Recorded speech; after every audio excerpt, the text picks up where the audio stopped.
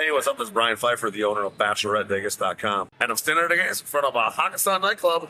That is the big Hakkasan emblem there. That's the entrance to Hakkasan Restaurant and the entrance to the VIP table area of Hakkasan Nightclub. Okay, this is Saturday night. They got Duro. See Duro up there on the wall there. Pretty good mid-level DJ. It's pretty decent tonight. It's not like super slam, but it's pretty decent. And, it's definitely a club that's showing its age over here a little bit. This place is pushing, I think, 12, 13 years now. I actually came out here to Las Vegas for Hakkasan Nightclub. So this video is going to be all about Hakkasan Nightclub, how to get in this place, the bottle service, and a little bit about what's going on with it, and I can definitely help you out, get a table set up over here. So let's talk about this place for just a minute. I did come out here in 2013. I was part of the opening team of this place. I was a promotion manager for Hakkasan and Wet for about 14 months, and I have a lot of experience over here. And the reason I actually ended up in Vegas is because of Hakkasan. So I used to be the do promotions for Wet Republic to the Chicago people. I was a big promoter in Chicago from 01 to 2013, and then I would send my email list information about Wet Republic to get people to come to Wet Republic. And so I had a good relationship with these guys, came out here, got a nice job offer, and did it for 14 months, and figured it wasn't for me to work directly for the clubs after owning my own business for 12 years, and I started my own thing out here. I've been doing it ever since. So let's talk about getting into this place. You do have options to get on the guest list these days, which is a pretty good option. It usually moves fairly quickly here. Back in the day, they used to have this massive line that would stretch all the way over there and go past the MGM mansions for like Calvin Harris and Tiesto, but those days are kind of past for this place. On a night like tonight, the guest list is probably a nice option. It's probably free for guys and girls on mid-level DJ nights. Maybe guys have to pay, and girls free on a big DJ night.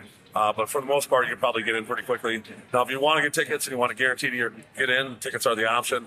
You can just get general admission tickets. You can get expedited entry tickets, or you can also get like the VIP bar card, which is like $100 worth of drinks, gets you in quickly, and then you got a $100 bar credit. Or they have like a Las Vegas party pass, and you can get into all the Tao Group venues for the whole weekend, the pools, the nightclubs.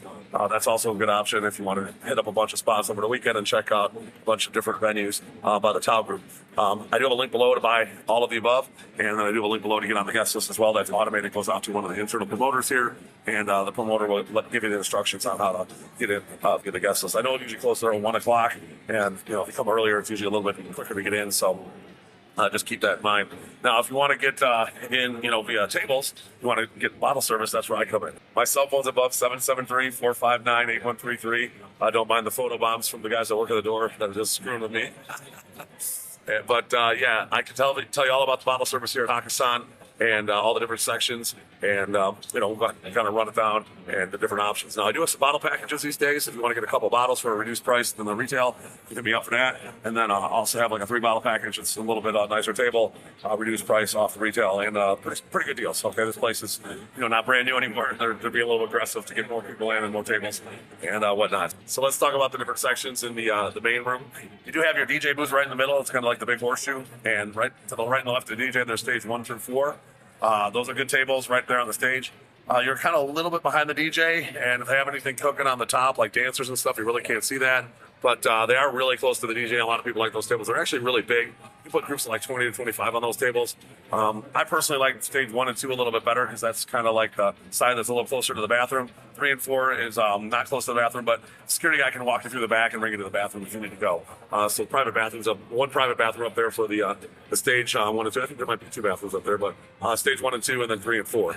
We like those tables. Are nice, right next to the DJ. And they're good for like a performance. So Little John's here, Big X and Plug. Those are great tables for that. There's the dance floor tables. That's a horseshoe. I believe there's 5 on each side. There's 52, and then the one that mirrors that on the other side. Those are the larger ones. Good for like groups of like 15 to 20, and then the other ones are good for more like 10 to 15 people. All the dance floor tables are pretty good. They're nice. Well done setup for the lower and upper dance floors. Okay, the 2 in the center are considered the owner's tables, and then behind those, the 2 behind those are going to be considered the owner's tables too. So there's 4 owner's tables, and 2 in the center lower, 2 in the center upper, and then you got your upper dance floor behind the the regular dance floor tables. And there are a couple of ones that are a little bit bigger. I believe it's like 64 and the mirror one on the other side. Those are a little bit bigger groups. So if you got a group of like 20, just hit me up. I can request one of the bigger ones, and you guys have plenty of room to enjoy the evening. All right, now there's going to be your 3rd and 4th row tables in the main room. Now you have 31 and 32, which are going to be like big U-shaped tables, kind of like the dance floor tables. Those are good. A ton of action in front of those, behind them. There is a little bit of a beam in front of 31, but it's not terrible. You can still see the DJ. There's a little bit disrupted. 32 is definitely a good table. I get requests for those all the time. They're a little bit more, reasonably priced than upper and lower dance floors, and they're in the action. And then there's 33 through 35. Those are also third row tables. The two on the corners are a little bit bigger, so a little bit larger group. And the ones in the middle, there's a good amount of space at all the tables are on the third row.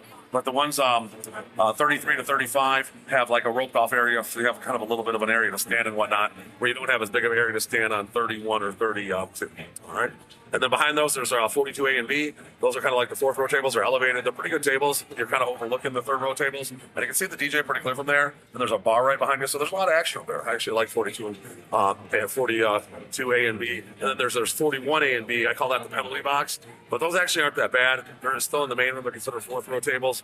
And they're just kind of back a little bit, but you do get all the traffic that goes back and forth to the bathroom right there. So I've had guys that had those tables and they pull girls all the time and they like those tables. So 42A and B probably my preference over 41A and B, but they're all pretty good for the third, fourth row tables. All right.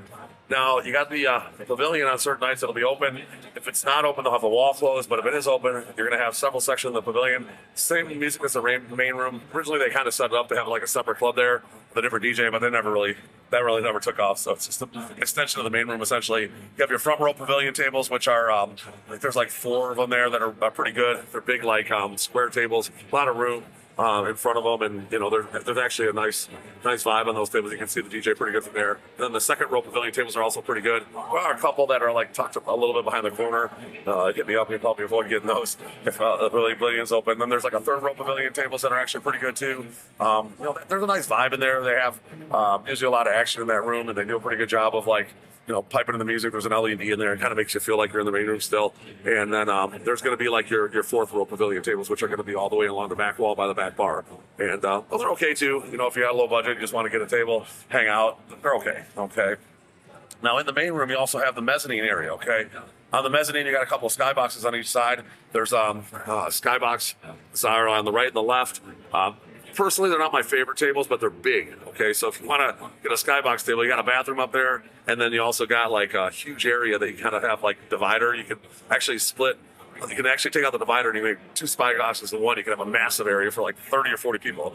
I had some group on New Year's this year. They did like a skybox with like 25 people. I actually had a great time. So, self-contained group. They liked it up there. It's roomy. You got a bathroom up there. It's pretty nice.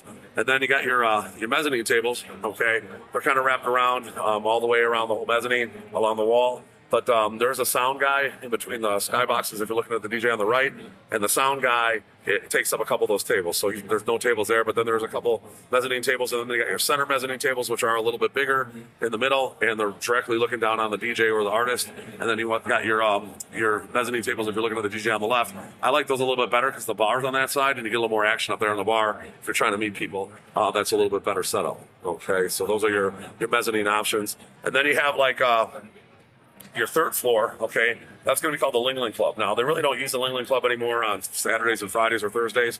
Back in the day when they had like Calvin Harris or Tiesto here, this place would be so slammed that I had to have that third row open, and they used to do hip-hop down there. So it's like the hip-hop floor.